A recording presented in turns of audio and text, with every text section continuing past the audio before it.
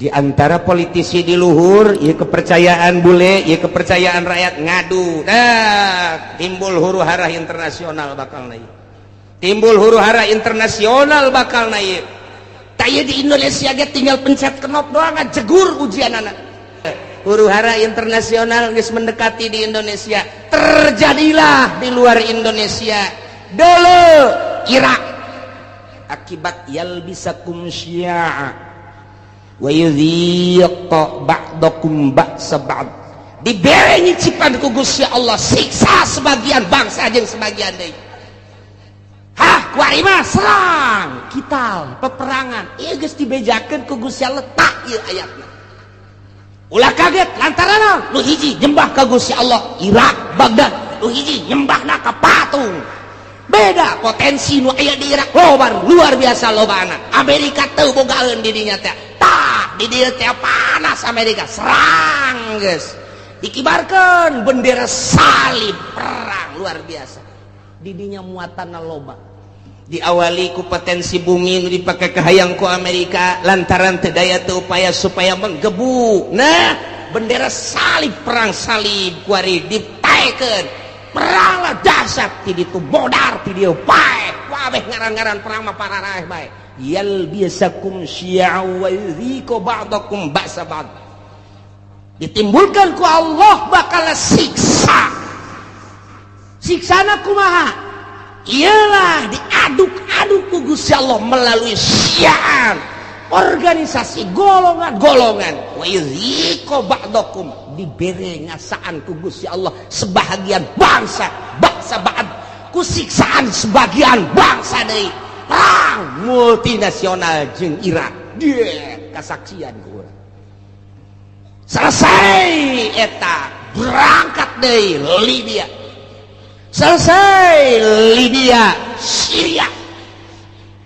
Suara nu datang ke urang geus macam-macam. Urang mun maca koran lokal mah kos kieu, mun maca koran internasional mah kos kieu, mun maca berita-berita mah kos kieu. Tinggal urang bae bingung. Sementara nu boga berita asli, nu bogana adalah Amerika.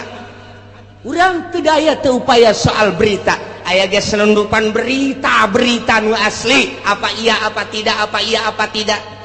Mulailah dikaburkeun. Bashar Assad teh merupakan Fir'aun lah. Satu sisi Bashar Assad ia telah memperjuangkan bangsa jeung negara melalui agama Islam. Satu sisi jaritakeun Bashar Assad teh ieu adalah Syiah anu luar biasa. Satu sisinya nama Wahabi, satu sisi deui Ahli Sunnah wal Jamaah. Nu jelas mah urang kebingungan kabeh. Supaya naon? Supaya mendukung ke Amerika. Teu nyaho keasianana kumaha? Tah kos kitulah. Yalbisakum syi'a wa yudhiqa ba'dakum ba'sa ba'd. Perang dia. Kulantaran disuplai ku Iran, Amerika neuleuh heula. Bahaya. Sebab di Iran aya 3 rudal anu luar biasa. Nomor kahiji rudal Husein, kadua rudal Hasan, nomor katilu rudal Ali. Ngaranna ge teu kira-kira. Ngaranna teu kira-kira. Rudal Husein lamun diberangkatkeun datang ke Amerika. Rudal Hasan bisa ngajegur jang Amerika. Rudal Ali mah bisa neangan musuh susulundupan. Henteu kumaha coba hayang. Cak Amerika keketaan heula. Jieun heula coba hayang nyaho ku urang. Sok pancing melalui Israel. Melalui Israel berangkat der jeung Palestina. Menang Amerika eta teh. Begitu dahsyat luar biasa. Nah, Palestina supply dar. Hanya 9 hari Israel kabur. Tinggal cek Amerika angkat ulah bahaya. Kita cari dulu. Lain eureun neangan kelemahan. Kos kitulah ieu keur carita yalbisakum syi'a wa yudhiqa ba'dakum ba'sa ba'd. Disiksa ku Gusti Allah ku diluhur geus. Dihandap geus melalui tsunami siksaan kurang kumaha dahsyatna. Sabaraha juta manusia anu disiksa ku Gusti Allah titah iman ka Gusti Allah, tapi tetep bae teu iman dibere ku Gusti Allah. Awas cek Gusti Allah. Dua deui. Hiji perbedaan golongan. Nomor kedua titah ngarasaan antara golongan, antara negara, antara bangsa ribut peperangan modar-modar. kaharti apa puyeng nyeneh teh.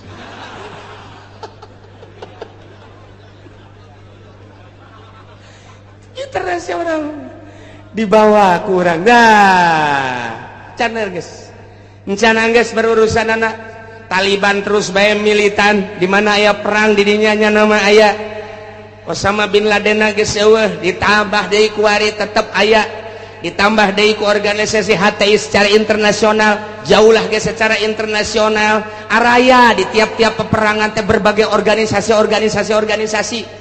ja peperangan kamari bae di Israel orang Indonesia bae aya ka ditu kok nyeplos ka ditu model urang teh nyaho aya nu nyeplos kos kitu lamun teu direkomendasi ku RI da moal bisa sementara kapan urang teh negara teh aslina teh manut ke Amerika tapi kok aya orang Indonesia di ditu ja perang Irak aya orang Indonesiaan di ditu perang Iran aya orang Indonesiaan di ditu ieu urang Indonesia mah asana mah nya nama Okos Bunglon nya nama bisa kade-kade tuh batak Indonesia lain lalagaan ditakuti ku orang Amerika teka caritakeun orang Palestina di Palestina aya orang Malaysia teka caritakeun di Palestina aya orang Thailand teka caritakeun di Palestina teh orang Korea tapi orang Indonesia mah aya di ditu malah ke waktu perang kamari multinasional aya nu nembak begitu dibuka ieu da ieu penyet di rumah lah cek orang Amerika ieu mah lain orang Irak lain Iran lain Taliban coba status seorang mana begitu di dalam ya karib kurang puta anu gede hutang teh kabur ka ditu paeh hirup-hirup ceknya naing daripada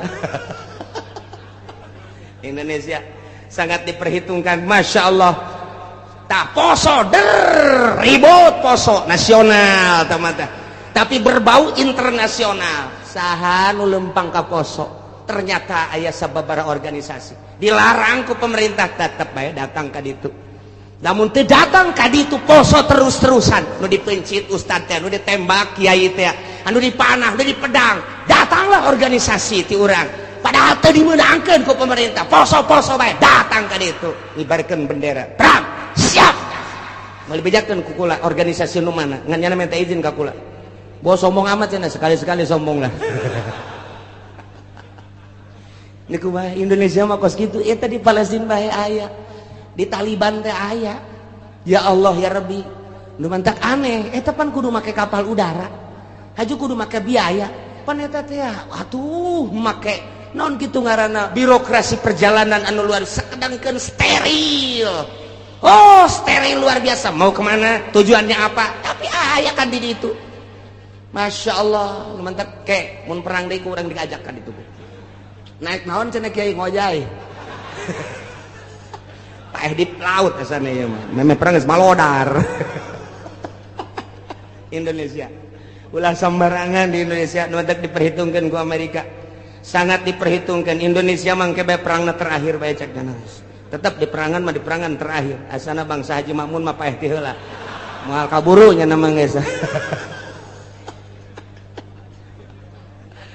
siksa ti Gusti Allah leletikanana di urang antar kampung leletikanana di urang antar desa leletikanana ti ku urang antar kiai kunaon eta lantaran boga kahayang kiai ieu ngayakeun ieu kiai ngayakeun ieu teu harmonis ribut kiai jeung kiai syi'an wa yudhiqu ba'dakum ba'sa ba'd hayang rada gede melalui organisasi hayang gede deui melalui parpol cerita tentang perbedaan di parpol anu geus teu aneh deui kuari makin dibesar-besarkeun makin digede-gedekeun urangnya ketika PKB naik bos sabaraha nu paeh saat harita sabaraha ieu ge ieu cantang tu ka hareupeuna lantaran armada Prabowo anu luar biasa armada jenggot anu luar biasa armada wah geus pohara ieu mah main ke bakalna teh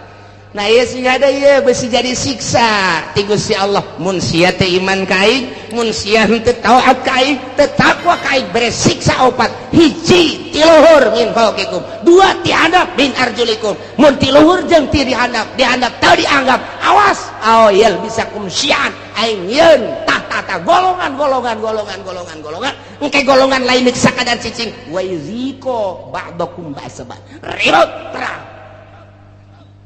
Jadi berarti geus aya ti ditu nu mantap cek Kangjeng Nabi inna ummati sataftariqu ala sintaini wa sab'ina firqatan.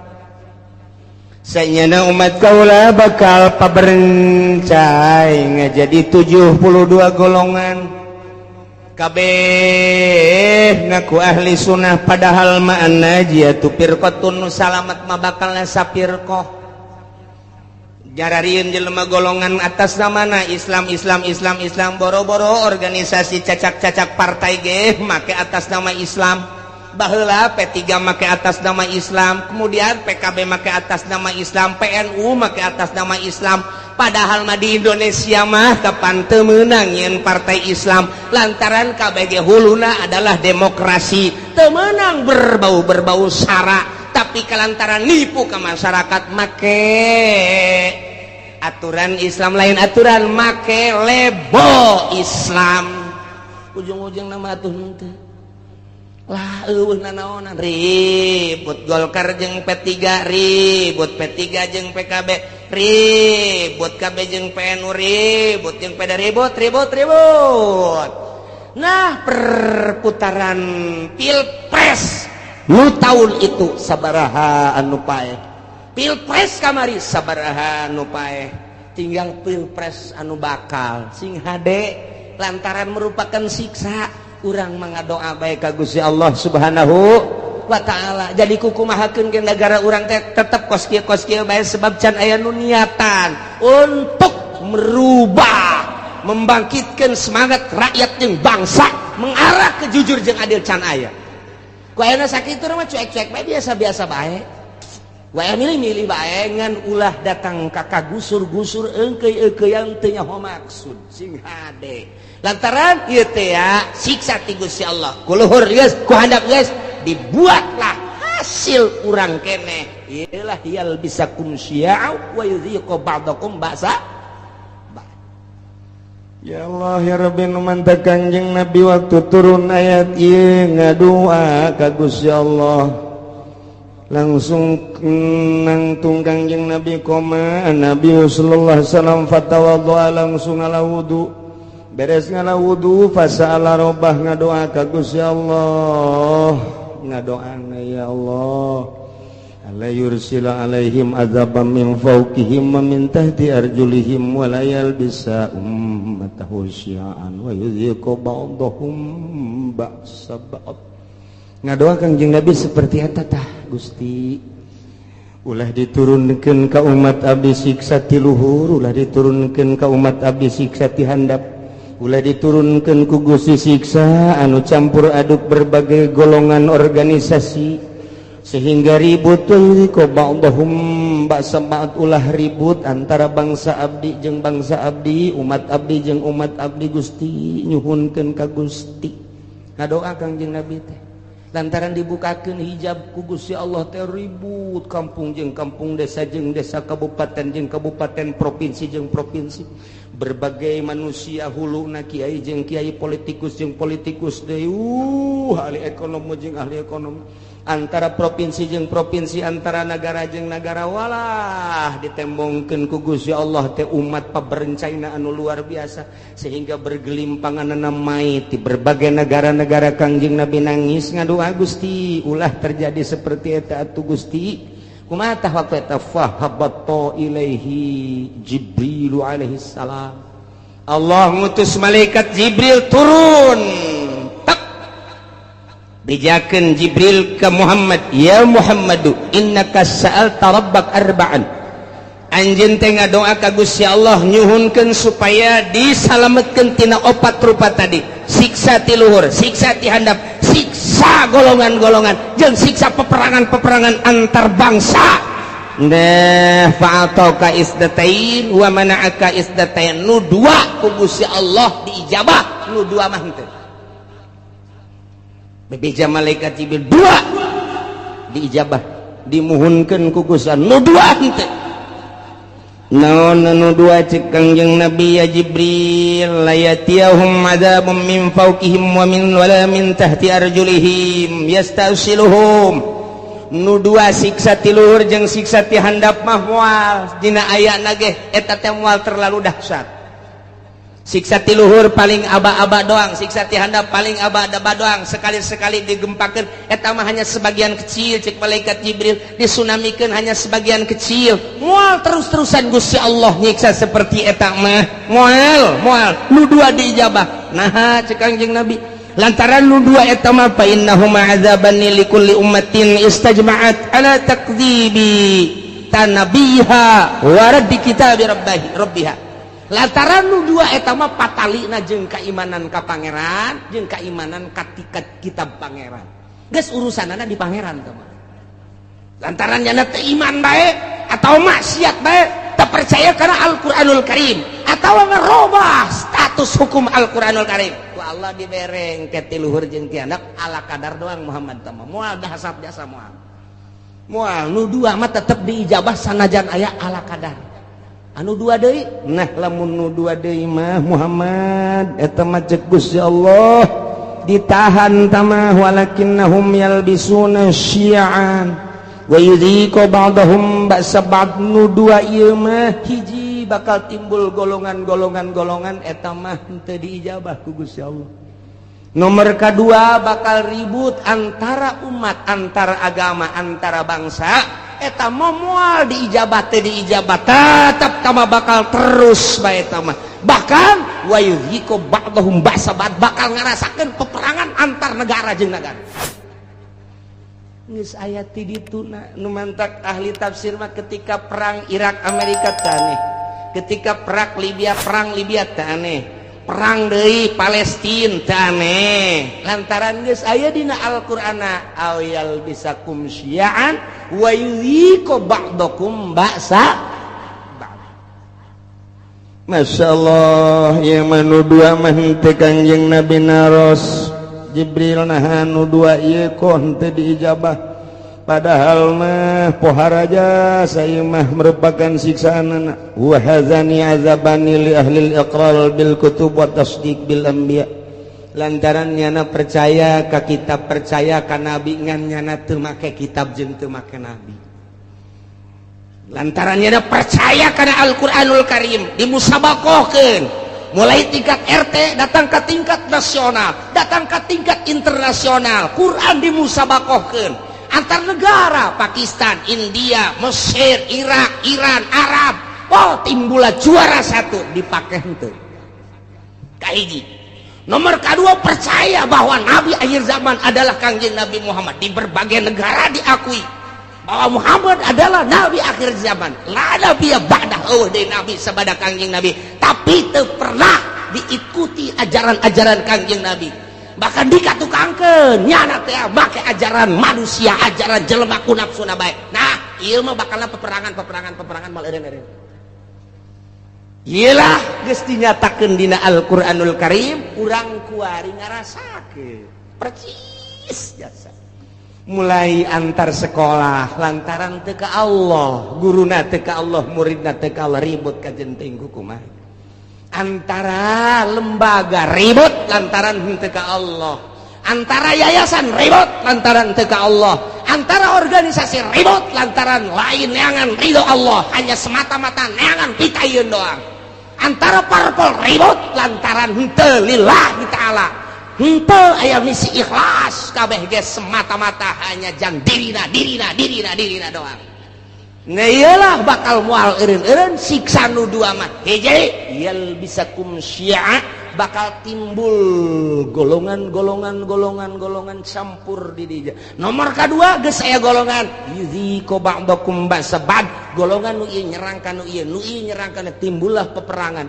Baik di kampungna sorangan, di negarana sorangan atau antara negara bakal terjadi teu bisa tamah lantaran doa Kangjeng Nabi teu diijabah nu dua ieu. Tinggal kudu kumaha atuh cak sahabat kami lamun aya di negara kemudian situasi geus model kos kitu ya Rasulullah. andai kata kami hirup kemudian hirup teh datang ke zaman model kos kitu timbul organisasi golongan-golongan timbul parpol-parpol timbul kabehan ge kahayangna anu masing-masing jeung kabeh hayang ngarealisasikeun kahayang-kahayangna memaksakan diri anu dijieun modal mah kapan eta teh rakyat bae dari rakyat untuk rakyat boloon teh podol sero eta bae kabeh ge anu dipake omong-omongan Gusti mun datang ka zaman eta kumaha cakang yang Nabi maneh mah cicing bae ya zamil buyut cicing bae maraneh di imah masing-masing wa'budullaha ibadah bae maneh ka Allah nyalametkeun diri ulah milu engkeuy-engkeuyan jeung jelema kos karari itu kajeun teuing nu kitu mah kitu bae cak sahabat atuh engke nagara kudu kumaha engke ge aing nyieun engke bakalna kesatria cak Gusti Allah saat aing dek ngararapih nagara eta di mana geus kacau engke aing bakal nyieun kesatria rijal bahasana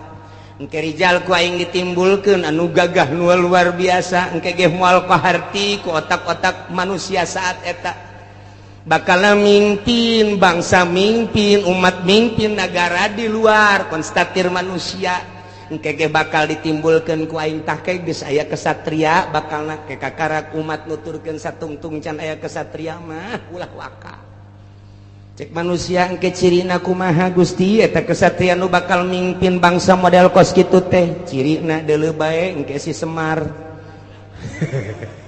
bakal boga ponggawa opat manehanana teh kabeh ge khawarikun lil adat deuleu engke si Semar cak Gusti Allah manjat cenah Kanjeng Nabi geus nyahon ka Semar ya Semar mah belah dieu tah zaman kamari tah zaman Wali Sanga Semar mah tah mimiti aya wayang gelar kedua wayang kulit katilu wayang golek jadi nya kok Kanjeng Nabi nyahon ka Semar ai sia otak teh ditenden di dengkul bleon wayahna coba tunaikeun ka dada ye si Semar teh eta teh adalah lambang seorang wali hiji si Semar masa lilana tilok make baju nomor kedua nya nama lamun lempang tilok rurusuhan nomor katilu di mana lempangnya nama luak liuk bae eta si Semar kos kitu jeung deui tara bertindak di mana-mana encan musyawarah jeung si cepot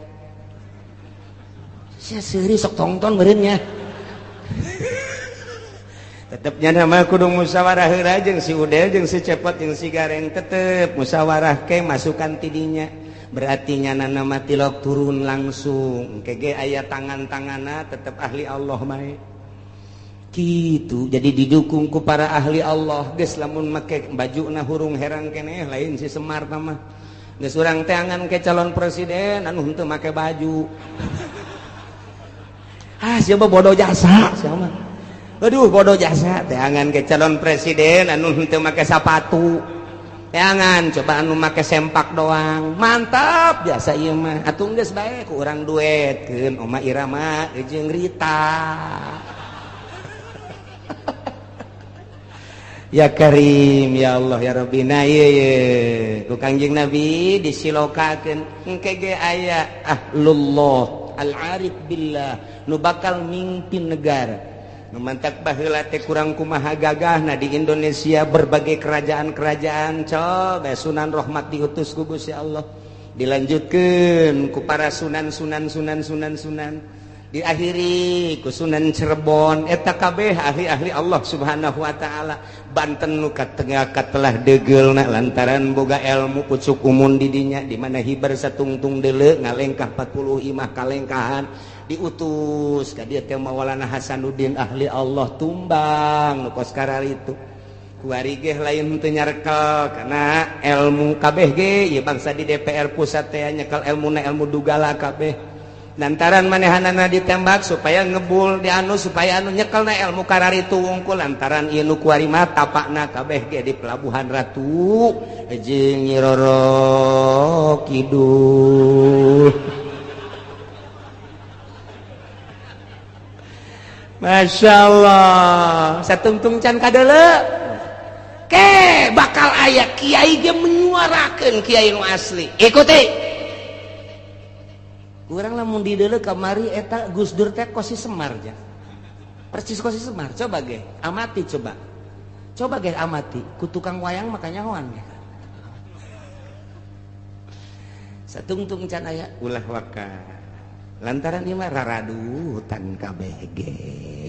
Geus salametkeun diri urang saat engke sakedeung deui urang batur ihyak-ihyakan urang mah Allahu Akbar.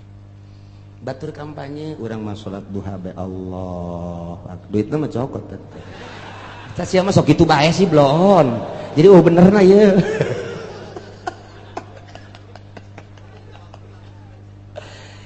Tah jadi urang kuari alhamdulillah sanajan bari jeung saminggu sakalinya ho urang informasi akurat ti Gusti Allah Subhanahu wa taala khususna dakwah ka umat-umat di Mekah baheula umumna kuari ka urang balerea.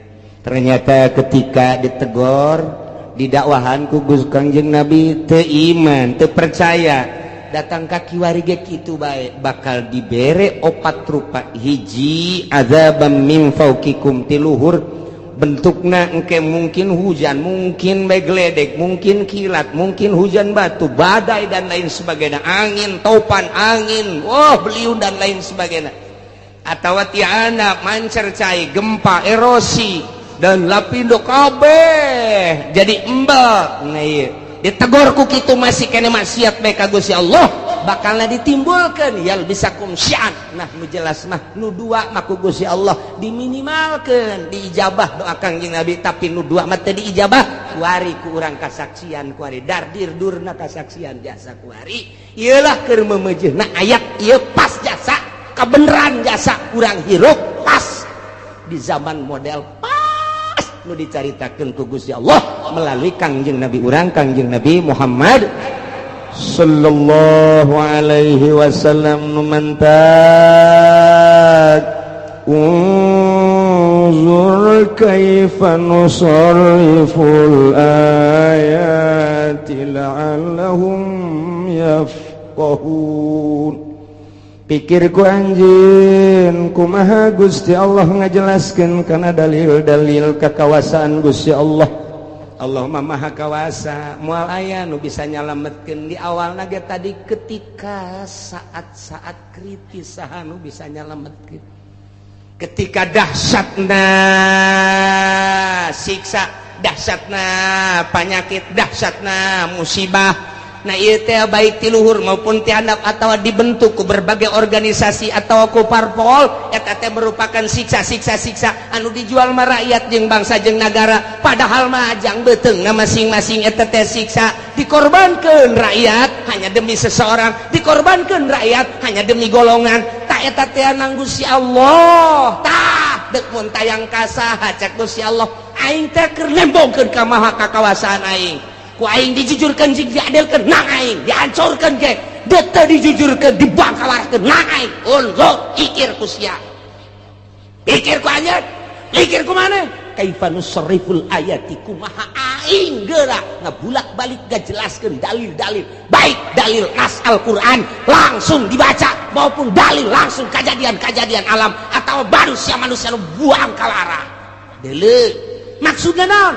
La'allahum yafqahun, supaya nyararaho bahwa anu ngagular-gilar ngabulak-balik anu ngarobah-robahna ieu nagara jeung manusia teh lain sasaha iwal ti Gusti Allah Subhanahu wa ta'ala. Anak itu berarti ulah mun tayang kajabatan, ulah mun tayang ka tahta, ulah mun tayang ka manusia, ulah mun tayang ka harta, mun tayanglah kanu ngagular giler ngabulak balik ngarubah-robah ieu alam, ieu manusia, ieu nagara, ieu bangsa. Saha tadi kan geus ditanya, saha nu bisa nyalametkeun?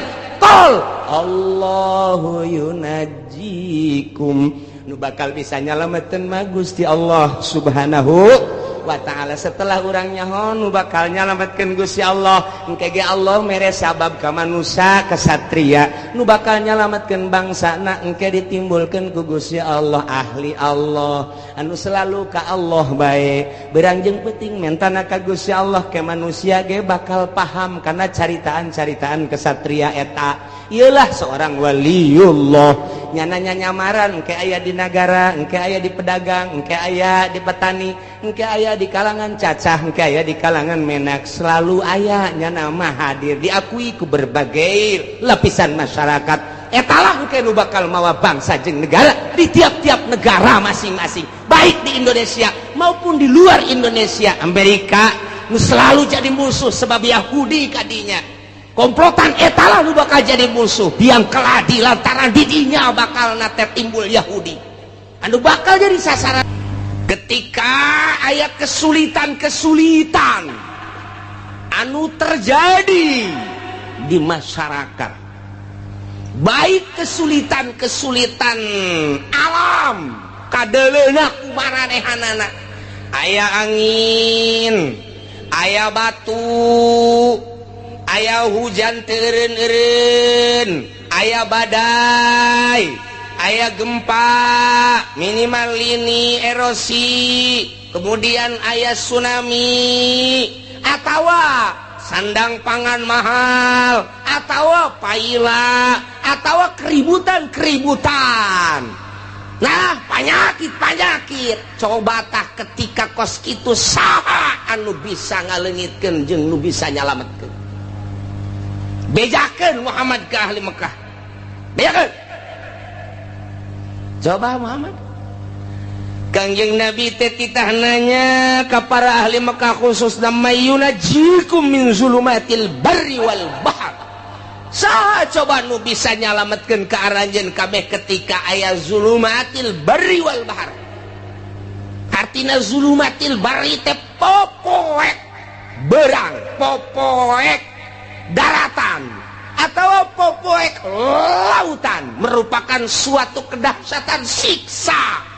Sok geura andai kata tengah peuting anu poek kemudian aya mega ditambah deui ka poekanana lantaran bulan bintang ditambah deui ku angin anu menggebu terus teureun-eureun macam kituna sebagai siksa. Saha bejakeun anu bakal bisa nyalametkeunana? Keur carita hakikat atawa di lautan nya di jero laut nya peuting nya aya bega.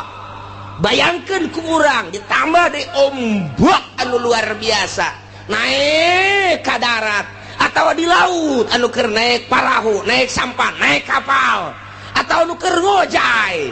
Nah, ieu saha nu bakal nyalametkeun saat-saat seperti itu? Bejakeun ka ahli Mekah. Coba bejakeun ka ahli Mekah, coba saha nu bisa nyalametkeun. Eta keur carita hakikat kaayaan alam seperti kos kitu. Urang mah nyarita teh kejadian alam ngadangnya si bule. Henteu bae urang menyokot aslina. Eta teh aya nu nyieun kikituan teh Gusti Allah Subhanahu wa taala. Teu semata-mata kos kitu Gusti Allah mun teu disababan ku urang sebagai penghuni bumi. Cok gerage bejakeun saha tah nu bisa bakal nyalametkeun? Moal aya nu bisa atuh kabeh ge. Ketika ditanya kos kitu mah kabehan ge moal aya nu bisa lantaran aya jelema naik kapalna oleng luar biasa dahsyat keur carita oleng lagi. Diberitakeun ku nahodana bahwa kapal tidak akan selamat. Kita masing-masing berdoa kepada Tuhan kita kabeh. Allah, Allah, Allah. Di tengah lautan deuk men katulung ka jelema kumaha? Lantaran di tengah lautan kapal oleng oyag-oyagan nya peuting deui nya mega luar biasa sinar setik-etik acan parahu atau kapal parem sedangkan diberitakeun ku nahodana kapal kita ini akan tenggelam. Kamana coba mun tayang jaringan-jaringanana teu bisa lantaran error. Telepon ke mana teu bisa, tinggal ngan ka Allah doang. Nu Katolik jeung nu Kristen geus saat eta mah pasti Allah Allah Allah. Sobat komo nu Islam sanajan nya tukang mabok nyana tukang zina, nyana tukang korupsi, ketika kapalna oleh Allah Allah Allah Allah Allah Allah Allah Allahan kajian kumaha ge tah saat-saat kos kitu teh saha tah nu bisa nyalametkeun atau naik kapal udara biasana lewat Abu Dhabi gerbek diberitakeun ku pilot para penumpang yang baik kapal kita menemui masalah sebab cuaca buruk di keatasin ini gelap, di kebawahin angin besar, ditabrakin ke sono, kita masing-masing berdoa saja. Rasanya cak pilot rasanya waduh aing geus dah deuk pilihan eueuh deui. Kalau kita buang ke kanan ada gunung tinggi, wah mending ka eta bae sana gunung bae tong mah. Waduh kita buang ke kiri laut, wah sarua bae cilaka ieu mah. Udah ini mah tidak bisa kecuali kita berdoa masing-masing kepada Tuhan kita. Waduh atung geus poho ka anak, poho ka pamajikan. Sangkilang geulis jasa ge pamajikan tetapi Allah asa dihareupeun Allah Allah Allah Allah Allah Allah. Eta keur carita kejadian di udara, kejadian di laut. Kuari kejadian gering urang sadaid. Mercy ambalayah di imah. Cadillac ambalayah di imah teh. Mobil Hammer kan ambalayah di imah ja urang boga perusahaan. Sawah urang tanah urang satungtung deuleu. Pamajikan urang nu di imah, nu di pila, nu di hotel ambalayah lobana luar biasa. Urang kaserang penyakit jantung atau darah tinggi ditambah ku manis. Geus pupurian. Pupurian ieu mah. Aduh. Lantaran manis dibere obat teh ieu teh kudu pahit bertentangan jeung darah tinggi. Dibere obat darah tinggi bertentangan jeung manis atau jeung emah. Nah ieu sangat bertentangan. Kumaha ya kos kitu teh? Diimpus urang di dia. Kieu bae di rumah sakit, di ruang ICU. Boro-boro sasaha anak jeung pamajikan geus semeunang ngalayat. Geus di ICU bae geus kieu bae.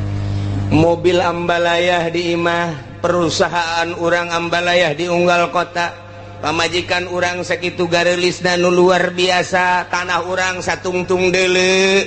Geus puguh pake mah kitu keneh beas di gudang geus teu kacaritakeun. Wah, luar biasa. Imah lain hiji bae. Unggal kota boga imah kuari urang aya di ruang ICU. Bejakeun Muhammad ka jelema kos kitu saha nu bisa nyalametkeun coba bejakeun. Hartana bisa nyalametkeun jual ku sia harta jang nyalametkeun nyana. Imah bisa nyalametkeun sok bawa ka dinya imahna. Mobil Cadillac na tuh termahal di dunia nu bisa nyalametkeun ka dinya bawa ku nyana. Atawa wanita cantik urang Karawang urang Surbang anu ngagel-ngegelna muter teh bawa ka dinya. Bawa atau orang Libanon anu cacadeun irung mata ceuli jeung sajabana bawa ka dinya. Moal aya. Geus kieu bae ngagol napas lagi geus dibantu make oksigen. Dilayat ini temen bapak, temen usaha bapak, dina hatena ngabur sia. Teh hayang aing mah didatangan ku sia. Babaturan korupsi didatangkeun ka dieu goblok sia. Ini teman bapak pak, teman apa? Ini teman usaha bapak. Oh jangan, dina hati mangan teu bisa ngomong dah. Inditkeun aing keur ka Allah sebenarnya. Tapi lamun datang ini santri mana ya? Santri nu datang ka bapak teh nu teluk ditanya nyana deuk macakeun Yasin. Diuk di dinya tadi. Hayangin saat eta mah tadi didatangan ku santri. Supaya kabantu-bantu nginget-nginget Allah. Aya laku santri mah geus kos kitu. Lamanya nanti amanat.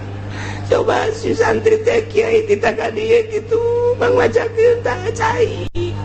Ji atuh keimanan mah jantung Allah.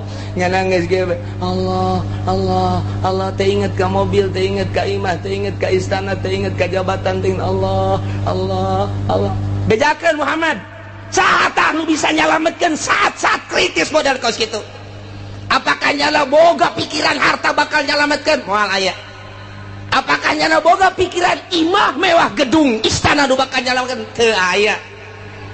Apakah manusia-manusia anu sering mengelilingi dirina bakal nyalametkeun teu aya, malah gilaeun kanu kos kitu saha sebabnya nage tad'unahu tadarru'an wa khufiyah nyana saat eta mangadua ka Gusti Allah anu luar biasa DP-DP na jeung sasamaran di jero hate bahasa sumut bage Allah-Allahan bahasa hatena ge Allah-Allahan moal aya anu muntayang ka makhluk moal aya anu muntayang ka harta moal aya nu muntayang ka jabatan moal aya nu muntayang ka tahta jeung kerajaan saat eta mah tad'unahu tadarru'an wa khufyah hiji Allah bejakeun Muhammad saat anu bisa moal aya nu bisa nulungan jeung nyalametkeun kabeh ge saat urang keur kena musibah di kapal saat urang kena musibah di udara saat urang kena musibah ragag misalnya ti luhur gunung moal inget kana naon urang naik gunung mendaki gunung ke tebing tek di luhur kemudian ragag ka handap moal inget kana naon Allah modar sia saha bisa nyalametkeun saat eta dadung tinggal dadung jelema tinggal jelema moal aya nu bisa nyalametkeun tah urang teh dititah teh saat-saat keur teu kakenaan musibah saat-saat keur teu kakenaan ku syadaid gering misalnya kudu nol seperti eta nu mantak waliullah teh bisa nganolkeun seperti jelema-jelema nu kekenaan ku dahsyatna panyakit nol nya pikiran anak tak urang teh supaya nol teh sanajan urang kadeleuna bergelimang dunia sanajan urang kakenaan teh kitu keur sehat tapi hate urang nol tah cara etalah ahli thariqah mere ka manusia guru mursyid supaya di jero hate teh ulah aya harta supaya di jero hate teh ulah aya makhluk supaya di jero hate ulah aya nafsu dinolkeun sakumaha urang keur kakenaan musibah sangat kritis tah waliullah mah bisa dimimitian ku hudang peting kemudian zikir ka Gusti Allah sepoe sepeting dua peting sebulan setahun mulai dengan cara tersendiri tertentu meunang ngabimbing guru mursyid mulai cuek lalaunan ka makhluk mulai ka dunia terus ka belah dieuna biasa-biasa bae dinolkeun padahal awakna sehat padahal teu kakenaan ku dahsyatna musibah tapi di dirina geus nol seakan-akan kos kakenaan musibah nah etalah waliullah teh kos kitu padahal sehat awakna hatena eueuh deui nu bisa nulungan iwal ti Gusti Allah aing mah mun tayang ka Gusti Allah ngaaplikasikeun iyyaka na'budu wa iyyaka nasta'in ka Gusti wungkul abdi ibadah jeung ka Gusti wungkul abdi nyuhun pitulung eueuh ka sasaha sugan ka makhluk henteu sugan ka dunia henteu sugan ka jabatan henteu sugan ka jin henteu sugan ka jurig neo-neo henteu sugan ka batu combong teh henteu sugan ka batu anti tembak sapira batu pake nyeun imah habak hiji be Allah tadarru'an wa khufyah tah kos kitu tawali teh perbandingkeun gue bisakeun urang ka kitu urang mah aya bisa geus gagoler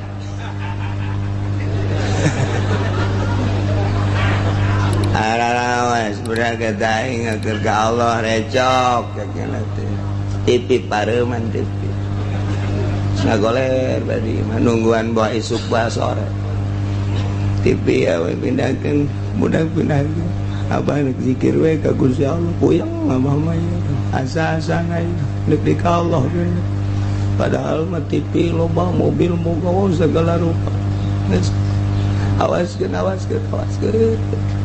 pamajikan lagi datang ka dieu lah itu perlu amat mah geus ini teh jaga sewa rasa tuh kos gitu mah tuh diusapan tinggal diusapan ngeunah teh keur sehat boro-boro keur ngagoler kitu nyeri hulu ge diusapan ku nu geulis geus teu hayang asana menyon bae beungeut sia tah kadaleuna ku aing eta nyeri hulu bae menyon kadaleuna beungeut padahal mah geulis nyeri hulu kok boy geus kritis geus geus bae ka Allah Allah malah nu tilok zikir ge di tasbihan di dinya pan sokna kan nu gering ke padahal nu tilok zikir tilok naon tasbih boga dekir cek nya mah tasbih meureun bisa nulungan henteu tasbih mah itu dipake mah tu tasbih tinggal tasbih bisa dibabeteun ku jurig bisa tasbih mah tu dipake Allah Allah napas galur Allah geus sebab kanyeri geus luar biasa geus lain hayang sosonoan jeung awewe geus lain hayang lelempangan make mobil mewah geus lain hayang barang dahar makanan-makanan menu-menu anu lazat lain ieu mah hayang nangis kapanggih jeung Allah bae lain hayangan asa geus dihareupeun we Allah Allah Allah Allah saha anu bisa moal aya badak urang kuari ngaji teh tah supaya urang bisa pasrah kadanan kuari bisa pasrah matu engke-engke saat urang kritis ji ja urang ge bakal modar sarua bae je emang parang sana kumaha meureun sakna mah masih kena SMS-an kana tolol teu budak mun bisa mah kuari mun teu bisa engke saat urang ngagoler Muhammad bejakeun saat anu bisa nyalametkeun moal bisa kulantaran atuh anakna ieu tanggap terus diobatan rada bray cager rada deres puyeng rada tanaga rada aya ceng remote mana sial teh urang Cikupa geloblon remote naon ki remote TV mana remote TV emang laki deket TV kesel abah TV kadegeun nu gede TV na setel seserian tolol menikmati kamara kakara kamari saminggu ka tukang awaskeun TV garieung jangan awas kuari barang leungit TV remote na mana mun aing jadi incuna di talian gua aing jelema teh kos itu percis eta teh lain batur sia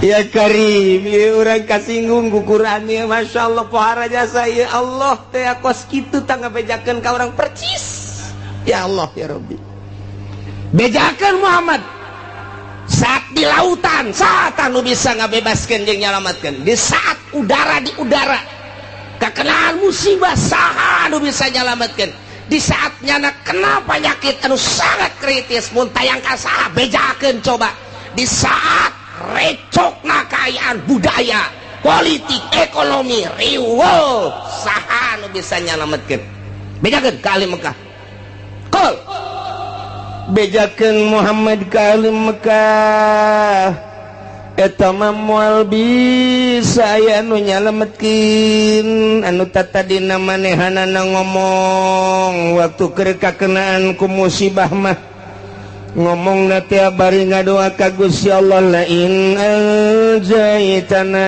min hadhihi lanakunanna minasyakirin cek kupar Mekah lamun mah Gusti Allah teh nyalametkeun ka kami tina musibah nu sakieu dahsyatna lamun mah Gusti Allah bisa nyalametkeun ka kami tina hiruk pikukna kahirupan lamun mah Gusti Allah bisa nyalametkeun kana penyakit anu luar biasa dahsyatna nu tiba ka Gusti ka kaula andai kata dileungitkeun ku Gusti Allah nyana ngadoa di jero hatena kos kitu doana mun teh mah Gusti Allah nyalametkeun lanakunanna minasyakirin kami bakal syukuran ka Gusti Allah bakal iman ka Gusti Allah kos kitu kabehan gitu orang-orang musyrik di mana kekenaanku musibah mun tayangna tetep ka Gusti Allah nyana ngadoa ka Gusti Allah di jero hatena baik langsung kusungut kadenge maupun jero hate jana ngadoana tabarrua wa khufya DP bari jelas tur di jero hatena langsung ka Gusti Allah la in anjaitana min hadhihi Gusti lamun teh mah Gusti nyalametkeun lanakunanna minasyakirin kami deuk iman lamun jelema anu mukmin jelema anu Islam nyana ge ngomong di jero hatena bahkan kasaksian ku babaturanana lah cenah lamun geus cager mah kula mandek ngaji bae jeung ibadah bae moal maksiat deui babaturanna tatanggana komo keluarga nama kabehan ge ngadengekeun di barang disalametkeun ku Gusti Allah nanyakeun remote deui belum aya aki-aki lain aki-aki aya jelema budak ngora tabrakan barang tabrakan teh parah luar biasa diimpus terus dibawa ka ICU kabladina rada deres diurut-diurut nu para rotongna terus kieu bade mana ngomong ka babaturan geus aing mah neuk tobat moal mabok deui moal judi deui lah aing mah karasa jasa iki nyaho cagernya henteu mun ku Gusti Allah dicagerkeun aing mandek ke masjid bae neuk ibadah bae geus hayang mah kos kitu sieun paeh saknyana ge aju rada deres bisa make tungket saeutik Jumaahna ge jam 10 batur can ka masjid jangan geus ka masjid urang lembur ge nyarahun jasa kadeuleu ku kabehan bu jadi getol eta jelema budak ngorak-ngorak keneh terus bae dia hareup deui nya nama ditihang lantaran ngajojor sukuna teu bisa ditilebkeun sabulan 2 bulan 3 bulan rada deres bisa nilep masih keneh ka masjid kan jam 11 terus gua hari mah geus teu kudu make tungket ka masjid keneh ngan jam 12 kurang 10 gua hari mah bisa deui naik motor babarengan jeung baturna geus teu wauheun ka masjid eta di Cikupa aya nu kos kitu percis jasa aslina mah urang Cilongok sih Cilongok Gandu eta kos kari itu nya da ge ngomong di jero hati aing lamun cager mah dek ibadah bae ka Gusti Allah moal maksiat deui ieu teh percis kos urang Mekah andai kata lain anjaitana min hadhihi lanakunanna minasyakirin kos kitulah manusia kos kitu manusia ya Allah ya Rabb Gusti Allah bejakeun Muhammad ka para musyrikin Mekah ka para kufar Mekah moal aya nu bisa nyalametkeun janang aing tamah nu bisa nyalametkeun bejakeun Allahu yunajjikum minha wa min kulli kab Allah nu bisa nyalametkeun ka ranjeun kabeh tina musibah nu sakitu dahsyatna wa min kulli karbin jeung tina sakabeh kasusahan nu terjadi ka dirina moal aya nu bisa nyalametkeun kecuali Gusti Allah ketika disalametkeun kunaon atuh summa antum tusyrikun begitu disalametkeun mun teh mah tadi dina kapal teh naek ka darat musyrik deui padahal ke waktu oleng kapal mah di tengah-tengah lautan jang mun tayang ka makhluk ka babaturan iwal ti ka Gusti Allah nyana ngomong lain anjaitana Gusti mun nyalametkeun ka abdi tina musibah kapal ieu mana peuting mana poek mana angin luar biasa mana ombak luar biasa diberitakeun di kunahoda bakal cilaka kabeh mun tayang Gusti lamun salamet abdi dak iman begitu disalametkeun kunaon atuh summa antum tusyrikun ya Allah iyalah kabehan ge kos kara ditu tah eta keur carita anu musik nu iman kitu keneh jero kapal teh kos kitu bae Gusti abdi mandek ibadah bae ka Gusti lamun teh mah ku Gusti disalametkeun geus moal maksiat lantaran payah geus asa dihareupeun mata bae oyak-oyagan kapal teh geus luar biasa geus deui pake kaingat hiji bae Allah napas kaluhur kahandap Allah disalametkeun ku hari ku Gusti Allah datang ka anggar datang ka pantai biasa salamet seserian deui endahan ngan sakadar dongeng doang nu tadina nyana ngomong di jero hatena Gusti lain anjaitana lamun Gusti nyalametkeun abdi mah rek ibadah begitu datang deui ka darat nonton TV deui percis kos karar itu Masya Allah kari ieu kadeuleu ku mata urang kajangoan jasa boh tatangga boh babaturan ulah waka tetangga ka babaturan diri urang heula kitu pisan diri urang pernah janji baheula Gusti pedagang blok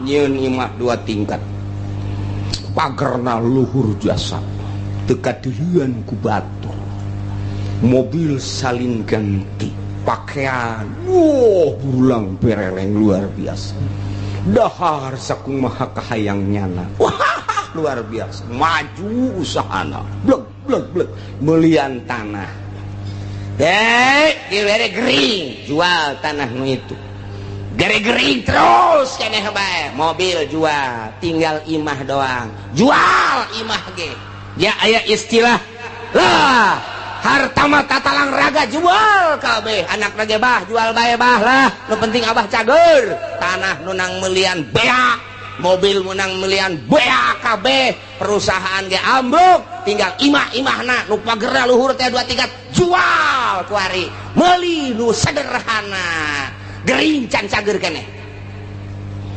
bahkan leuwih kritis di jero anteun Gusti lain anjaitan lamun Gusti nyageurkeun ka abdi Gusti abdi malah neuk tobat moal ceroboh cara kamari karasa jasa ku abdi mabok abdi zina abong-abong loba ka fakir miskin ka yatim abdi teh henteu ngalingseuh tatangga abdi ge geus sebodo konon ka abdi bongan abdi mah deuk tobat Gusti andai kata ku Gusti abdi dicagerkeun aju Gusti ngangkatkeun deui kana perusahaan abdi sakumaha biasa deui geus abdi mandeg 180 derajat hirup abdi teh deuk ibadah ka Gusti abdi rek peduli kana zakat rek peduli ka fakir miskin ka yatim piatu tatangga abdi ku abdi lah deuk disumbang bae geus abdi mah hayang geus kitu bae Gusti cagerkeun Gusti blak bisa deui dieu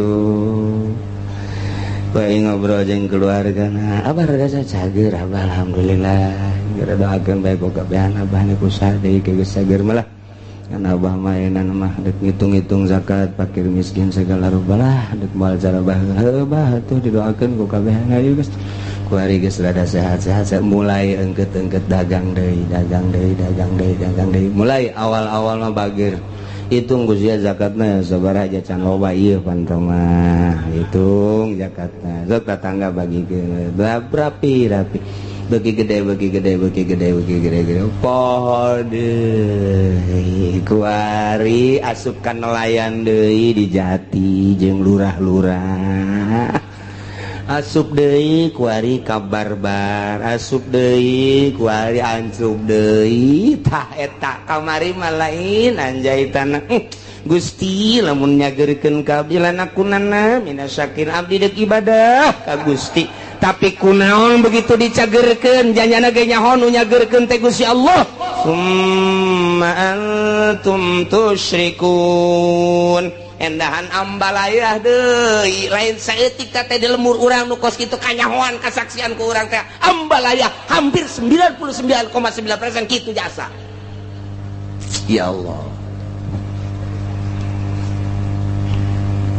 bejakeun Muhammad qul huwal qadiru ala ay ab'asa alaikum azaban min fawqikum aw min tahti arjulikum aw yalbisakum syi'an wa yudhiqa ba'dakum ba'sa ba'd Muhammad bejakeun ka para kafir-kafir Mekah lamun terus bae musyrik ka aing teu percaya kana ajakan anjeun teu iman kana ajakan aing cek Gusti Allah bakal nurunkeun siksa 4 perkara supaya katembong ku balerea kakawasaan aing ka maha dahsyatan aing ka maha sagala-galaan aing lantaran nya mempermainkan ka aing kamari ngadoa ka aing kuari musyrik ka aing kamari minta ka aing kuari minta ka jabatan kamari DPDP ka aing kuari DPDP ka manusia ka makhluk ka batu ka kayu kan eta teh mempermainkan aing bejakeun Muhammad hayang dauleuh ka karawasaan aing bakal nurunkeun 4 siksa ya Allah qul bejakeun Muhammad wal qadiru ala ayyab'asa alaikum adaban aing maha kawasa aing bahasa gala-gala cak Gusti Allah lamun kitu bae petana aing bakal nurunkeun ka makhluk khusus ka urang Mekah umumna ka saha bae siksa 4 perkara bener kahiji azaban min fauqikum siksa betimbul ti luhur bentukna engke aya hujan teu eureun-eureun nya poe hujan banjir ka buaca cicak wae atawa hujan batu cara ashabul fil di batuan atau hujan es buah deh datang ke buah rarusak atau poe teureun kilat si jeleger ditambah deui ku geladeg si jeleger datang ka teu daya teu upaya siksa ti aing min pau kiku hal minar julikun atawa kahandap dihandap timbulna ieu dihandap timbulna mimiti ku aing teh dioyag-oyag lini bae lini doang aing mah sok geura hayang nyaho bongan teu iman ka aing bongan teu nurut ka aing teu iman ka ajakan anjeun Muhammad tah ieu ku aing dioyag-oyag ha saeutik doang dibere ku aing 6,5 hek nah kulantaran tertek bae rada digedekeun ku aing digoyangkeun doang ku aing bumi engke ge lamun Oma Irama jadi presiden asana bumi goyang ke kajen kumaha ge aya arah acak-acakan budak isi nagara dek dikumahakeun tapi ceuk lama lamun Oma Irama jadi presiden bakalna pertama santai nginahin ke beres santai lari pagi ke kajen luar Masya Allah mantap luar biasa iya kari aduh kan ujung-ujungnya kiamat tebareres budak ya Allah serius ya langsung ngerti aduh ya Allah ya Rabbi iya siksa tadi tiluhur geus bejakeun Muhammad nomor kadua lamun teu percaya bae teu iman ka aing cadap mimiti lini kadua masih keneh iman keneh ka aing gempa ku aing rusak para rotong para risek jelebana siksa ti aing mun masih keneh bae amblas ka jero deuleu di padang datang ka kuari teu puguh kuburanana diambleskeun ku aing 1000 kejadian padang teh dibalikeun bae ku Gusti Allah kadeuleu nama gunung rek nimpah imah sabaraha ribu manusia nu kuari teu disolateun teu dipandian siksa ti aing atau tsunami model Aceh sia 200.000 manusia orang Indonesia sekaligus ditambah jeung orang-orang luar tsunami luar biasa tambah ku aing encan inget keneh bae ka aing tambah ku aing tuh tsunami di Ciamis Pangandaran encan inget keneh bae gunung ku aing dibitukeun can inget keneh bae Lapindo ku aing hayo sia parindah ka mana sia can inget keneh bae sia ka aing can iman keneh bae tambah deui sia ku aing awas sia sakali ieu di Banten sia ku aing Gunung Merapi sia kena datang ke Bojong sia ka Pasar Kemis mah ulah liwat kesempatan ya Allah ya Rabbi Gusti Allah tuh saya Gusti Allah ayo sia mun teh ti luhur ti handap mun masih keneh bae teguran ti luhur geus ku Gusti Allah masih keneh teu iman keneh bae atawa masih keneh muara siat keneh bae teu pernah bae jelema nu sugihna teh ngazakat teu pernah mentolelir ka jelema fakir miskin ka yatim piatu geus ditegor ku Gusti Allah ti luhur geus ditegor ti anak masih keneh bae ditambah deui sia ku aing kumaha au yalbisakum syi'a aing nyampur adukeun kana berbagai golong-golongan anu berbeda-beda kahayangna nu bakal ngajadikeun bibit daripada permusuhan mimiti nyeun organisasi ieu lantaran aya nu deui nu boga kahayang nyieun deui organisasi ieu, aya deui nu boga kahayang nyieun deui organisasi ieu, aya deui nu boga kahayang nyieun deui perkumpulan ieu, aya deui nu boga kahayang deui nyieun deui perkumpulan. Antara organisasi teh eta teh teu alalakurna mulai dirinya bibitna kalaluar, haju bae silih omong, haju bae silih tengkas, mulai tidinya teh silih gele tak teu eureun atawa parpo. Padahal mah jang ngabangun bangsa jeung nagara, tapi kulantaran beda-beda kahayangna, ieu hayang di satu sisi hayang ngaberesan negara, di satu sisi deui mah hayang nyokot danana doang lantaran gede ti negara. Kabeneran dibuka demokrasi teh teu meunang dicegah-cegah, mulai nyan parpol urang ge mampu daknya kurang kene nyieun deui geus teu kahitung ku ari urang lembur mah bingungeun loba-lobana. Beda misi jeung visina ambalaya. Zaman baheula urang inget aya Golkar, aya P3, aya PDI ribut kiai jeung kiai silih omongkeun. Ribut politisi jeung politisi silih gele. Nu korban ge luar biasa loba jasa. Satu sisi kiai memperjuangkeun negara melalui P3. Jara rasaan dirinya teh aya misi keislaman. Atuh dakwah panggung teh luar biasa. Satu sisi pamarentahna asa tinggalin ku kiai eta teh di Golkar. Nyeun huru hara aya tembak masal derege ilah syiah. Sok eta di dalam negara kuari luar biasa loba anak koskaran itu. Timbul organisasi-organisasi di mimitian, timbul organisasi teh Muhammadiyah, naik deui ka NU, beda visi jeung misina. Lantaran itu mah Wahabi, ieu mah ahli sunnah, naik deui, timbul deui aya Islam Jamaah, diorganisasikan deui aya Islam LDI, diorganisasikan aya NI, diorganisasikan deui aya HTI, diorganisasikan deui aya Islam Jaulah, diorganisasikan deui aya Islam aliran kepercayaan, diorganisasikan deui aya Islam Toriko, diorganisasikan berbagai Islam, beda kabeh suarana timbul huru-hara.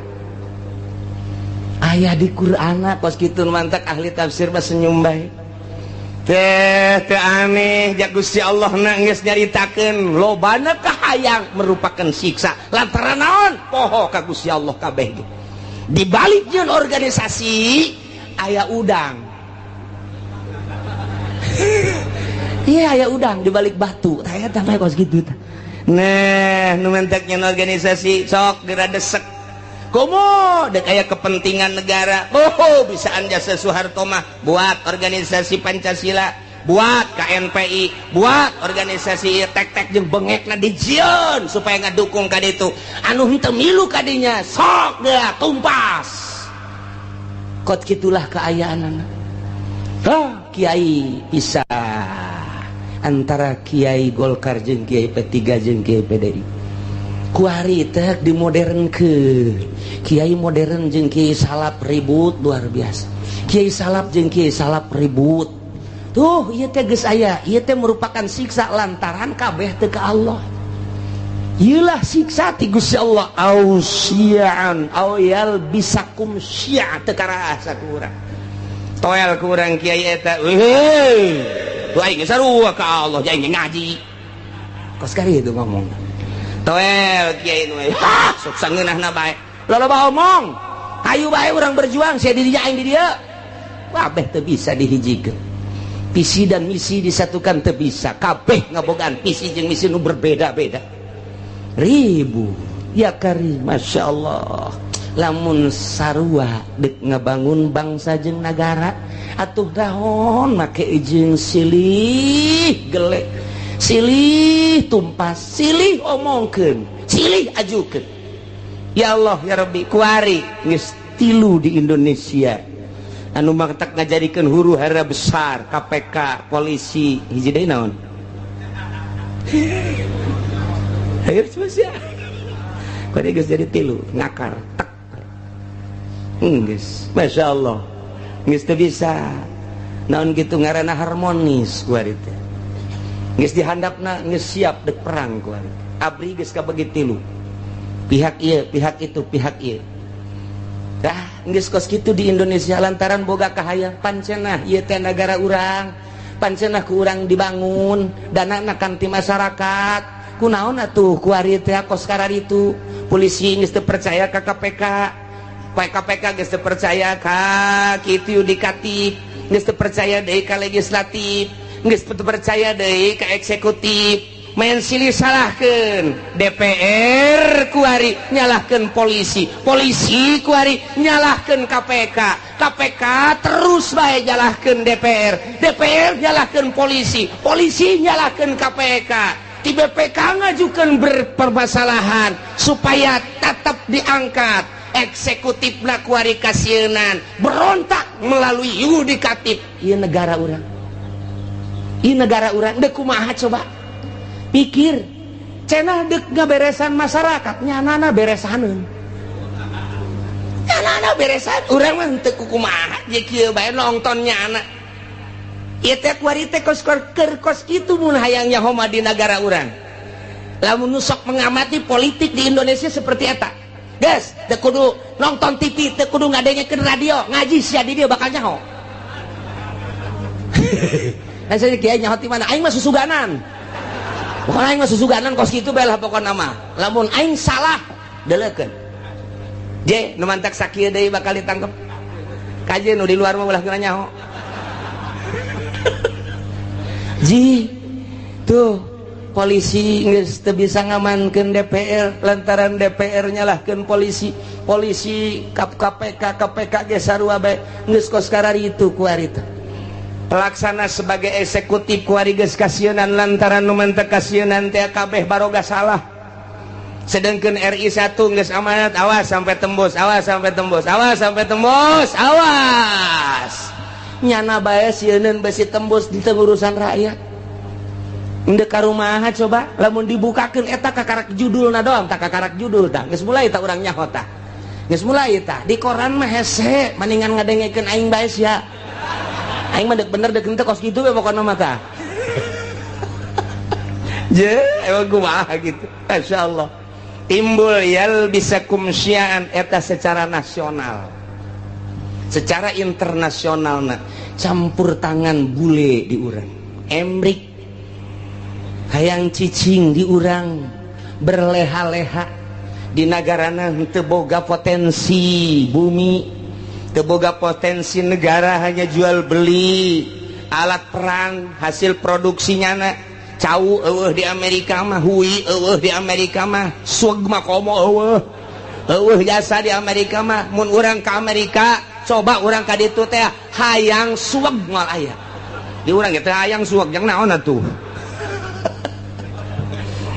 neangan awi moal aya di Amerika mah nu sok pake nyayur teh anak awi naon ngaranna Iwung coba neangan di Amerika mantap kulit betah ge iwung. Neuleunya na ka Indonesia aya iwung, aya awi, aya cau, aya anak cau. Aduh luar biasa. Dideuleu ku nya hasil bumi na. Minyak aya, logam aya dan lain sebagainya.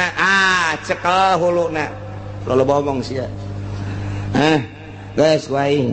Ye, ieu negara ulah loba omong yang sabaraha sia. Itu bisa, Pak, ini meraikas rakyat mana? Ngomong. Itu bisa, ya tembak siapa? Ya. Wah, saya sebar persen sih ya. Jipan lain gula dong, merek, kabeh. Ya udah, tanda tangan, teh, beres, guys. Cicingnya nanti di nyin gedung di Indonesia, luar biasa. Lambat laun ternyata loba anu dibawa ka ditu dibanding jeung dinimbati ku urang. Nah, mulai dibuatlah kepercayaan bule di urang ngadu di antara politisi di luhur, ieu kepercayaan bule, ieu kepercayaan rakyat ngadu. Timbul huru-hara internasional bakal naik. Timbul huru-hara internasional bakal naik. Taya di Indonesia ge tinggal pencet knop doang jegur ujian anak. Emang kumaha gitu rakyat tegas teh sudi jasa di bawah kikiran. Tetapi pemerintahnya tidak mentolerir geus ka rakyat. tetapi iya kan bumi pertiwi Indonesia Bhinneka Tunggal Ika 135 juta rakyat Indonesia cak Raden Rhoma Irama disatukan oleh Bhinneka Tunggal Ika ada kumaha gitu geus tinggalan tambah kali mah 135 juta lain 35 juta ku ari mah bung jenggot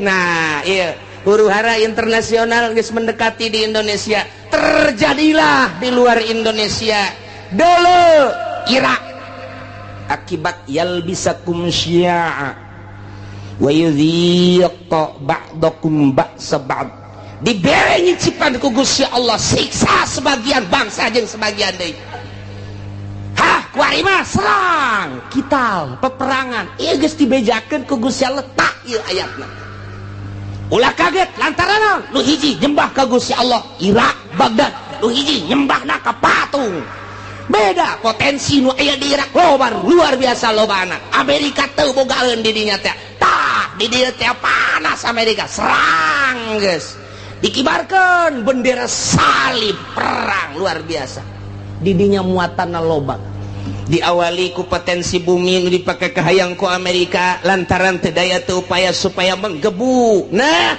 bendera salib perang salib kuari dipaekeun perang lah dahsyat ti ditu modar ti dieu pae wabeh ngaran-ngaran perang mah pararaeh bae yalbisakum syi'a wa yudhiqa ba'dakum ba'sa ba'd ditimbulkan ku Allah bakal siksa siksana kumaha ialah diaduk-aduk ku Gusti Allah melalui syi'an organisasi golongan-golongan wa yudhiqa ba'dakum dibere ngasaan ku Gusti Allah sebahagian bangsa bangsa ba'd ku siksaan sebagian bangsa deui perang multinasional jeung Irak dia kasaksian ku urang selesai eta berangkat deui Libya selesai Libya Syria suara nu datang ke urang geus macem-macem urang mun maca koran lokal mah kos kieu mun maca koran internasional mah kos kieu mun maca berita-berita mah kos kieu tinggal urang bae bingung sementara nu boga berita asli nu bogana adalah Amerika urang teu daya teu upaya soal berita aya geus selundupan berita-berita nu asli apa iya apa tidak apa iya apa tidak mulailah dikaburkeun Bashar Assad teh merupakan Fir'aun lah satu sisi Bashar Assad ia telah memperjuangkan bangsa jeung negara melalui agama Islam satu sisi jaritakeun Bashar Assad teh ia adalah Syiah anu luar biasa satu sisinya nama Wahabi satu sisi deui ahli sunnah wal jamaah nu jelas mah urang kebingungan kabeh supaya naon supaya mendukung ke Amerika teu nyaho keaslianana kumaha tah kos kitulah yuwayal bisakum syi'a wa yudhiqa ba'dakum ba'sa ba'd perang dia kulantaran disuplai ku Iran Amerika neuleuh heula bahaya sebab di Iran aya 3 rudal anu luar biasa nomor kahiji rudal Husein kadua rudal Hasan nomor katilu rudal Ali ngaranna ge teu kira-kira ngarana teu kira-kira rudal Husein lamun diberangkatkeun datang ke Amerika rudal Hasan bisa ngajegur jang Amerika rudal Ali mah bisa neangan musuh susulundupan henteu kumaha coba hayu cek Amerika keketaan heula jieun heula coba hayang nyaho ku urang sok pancing melalui Israel berangkat der jeung Palestina menang Amerika eta teh begitu dahsyat luar biasa nah Palestina supply dar hanya 9 hari Israel kabur tinggal cek Amerika angkat ulah bahaya ya bahaya kita cari dulu lain eureun neangan kelemahan kos gitulah ieu keur carita yalbisakum syi'a wa yudhiqa ba'dakum ba'sa ba'd disiksa ku Gusti Allah ku diluhur geus dihandap geus melalui tsunami siksaan kurang kumaha dahsyatna sabaraha juta manusia anu disiksa ku Gusti Allah titah iman ka Gusti Allah tapi tetep bae teu iman dibere ku Gusti Allah. Awas cek Gusti Allah. Dua deui, hiji perbedaan golongan. Nomor kedua titah ngarasaan antara golongan, antara negara, antara bangsa, ribut peperangan modar kene. Kaharti apa puyeng nyeuneh teh.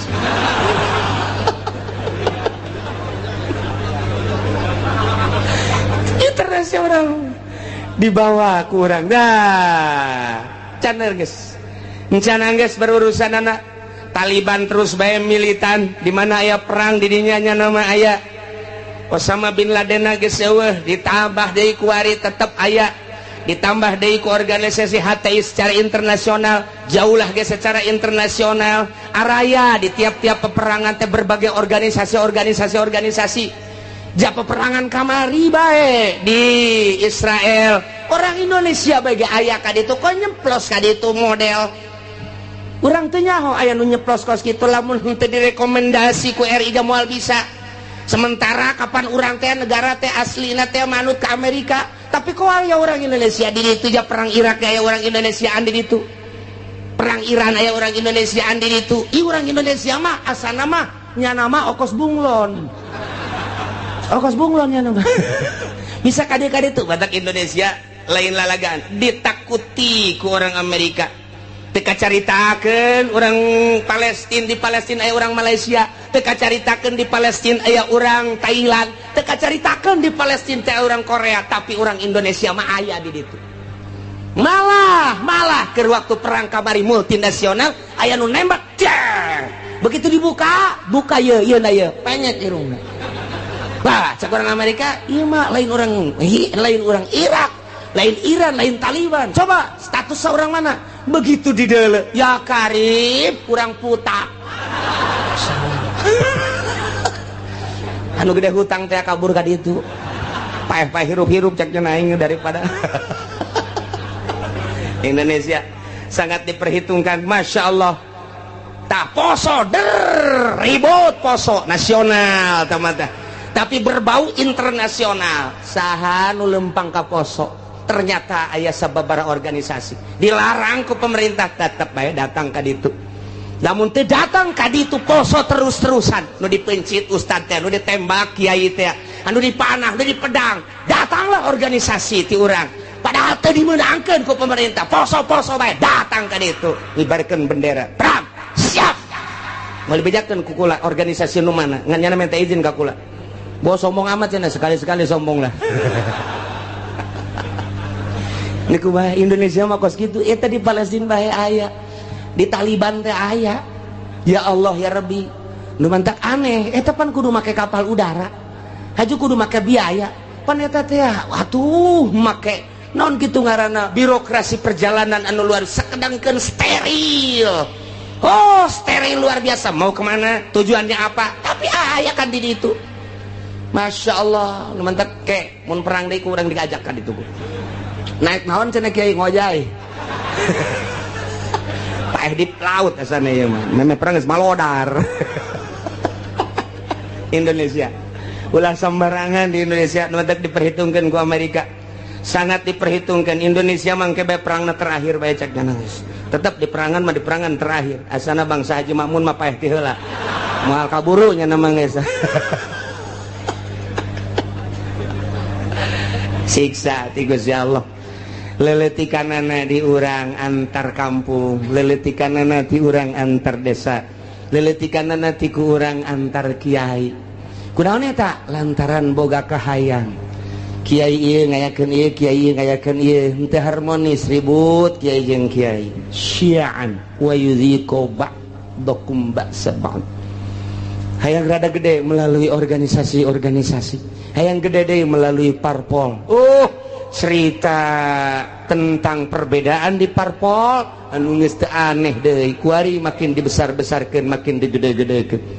Urangnya ho ketika PKB naik, bos sabaraha nu paeh saat harita. Sabaraha ieu ge ieu cantang tu ka haripna. Lantaran armada Prabowo anu luar biasa, armada jenggot anu luar biasa, armada wah geus pohara ieu mah main engke bakal nata Nah ieu sing ada ieu besi jadi siksa ti Gusti Allah. Mun sia teu iman ka aing, mun sia teu taat ka aing, teu takwa ka aing, bere siksa opat. Hiji ti luhur min fauqikum, dua ti handap min arjulikum. Mun ti luhur jeung ti dihandap teu dianggap, awas aoyel bisa kumsian aing yeun tah golongan engke golongan lain sakadar cicing wa yuziko ba'dakum ba'sabat ribut perang.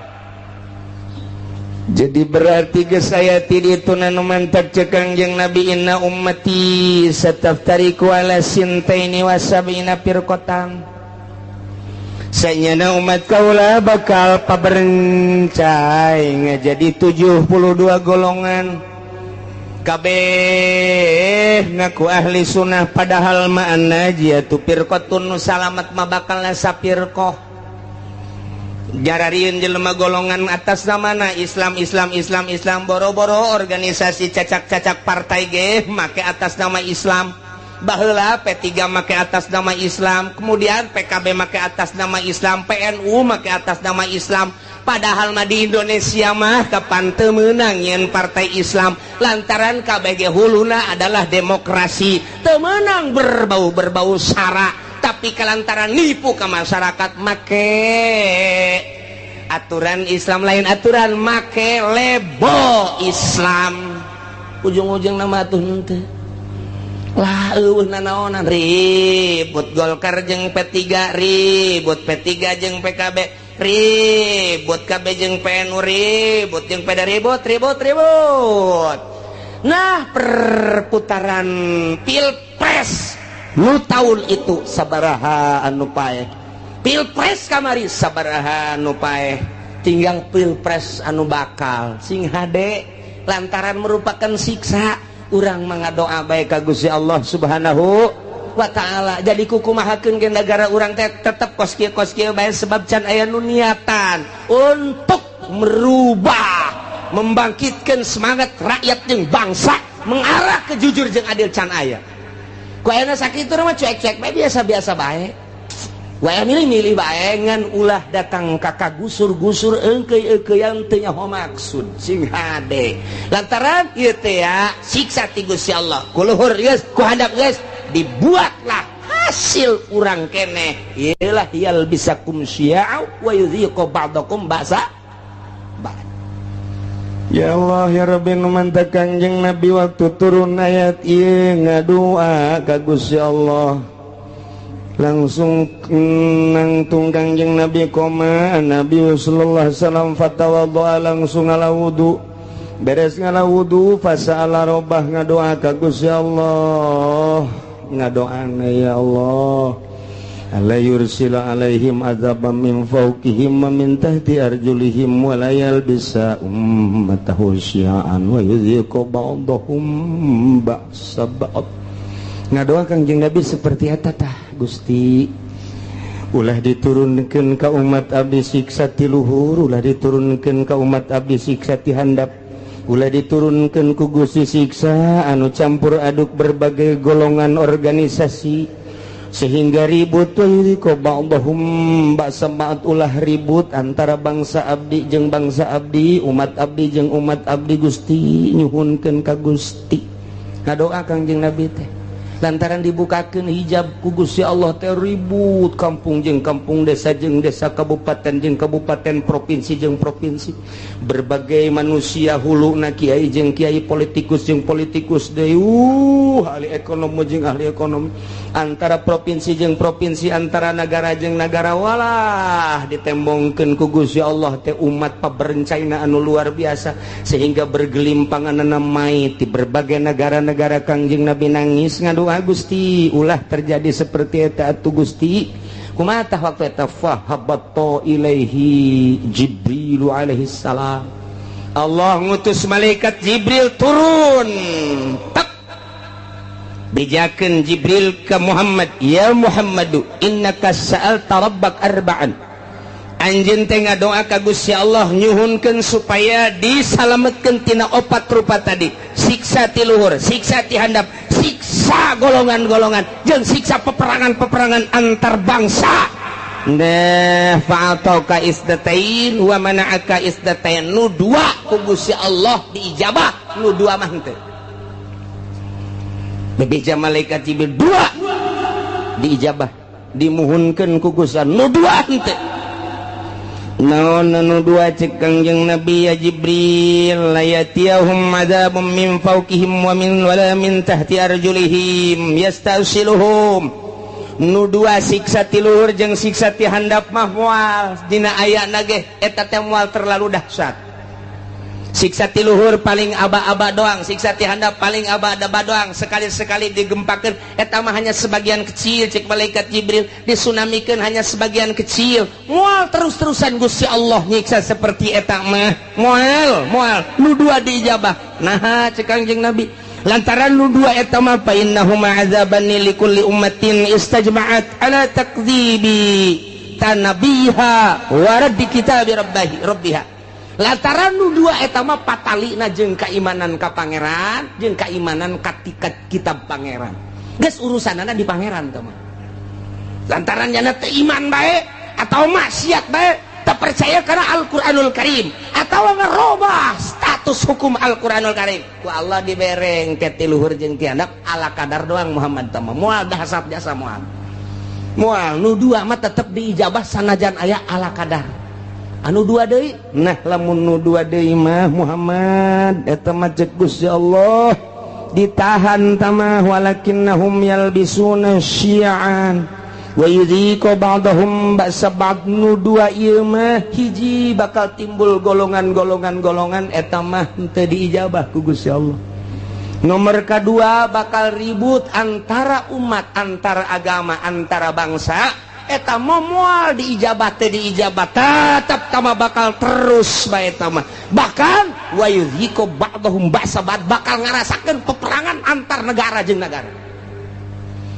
geus aya ti ditu nu mantak ahli tafsir mah ketika perang Irak Amerika taneh ketika perang Libya taneh perang deui Palestina taneh lantaran geus aya dina Al-Qur'ana ayal bisakum syi'an wa yuhiqu ba'dakum ba'sa ba'd masyaallah ieu mah nu dua mah teu Kangjeng Nabi naros Jibril nah nu dua ieu kok henteu diijabah padahal mah poharaja saya mah merupakan siksaan wa hadzani azabani li ahli al-iqrar bil kutub wa tasdiq bil anbiya lantaran nyana percaya ka kitab percaya ka nabi ngan nyana teu make kitab jeung teu make nabi lantaran nyana percaya kana Al-Qur'anul Karim dimusabaqahkeun mulai tingkat RT datang ke tingkat nasional datang ke tingkat internasional Quran dimusabaqahkeun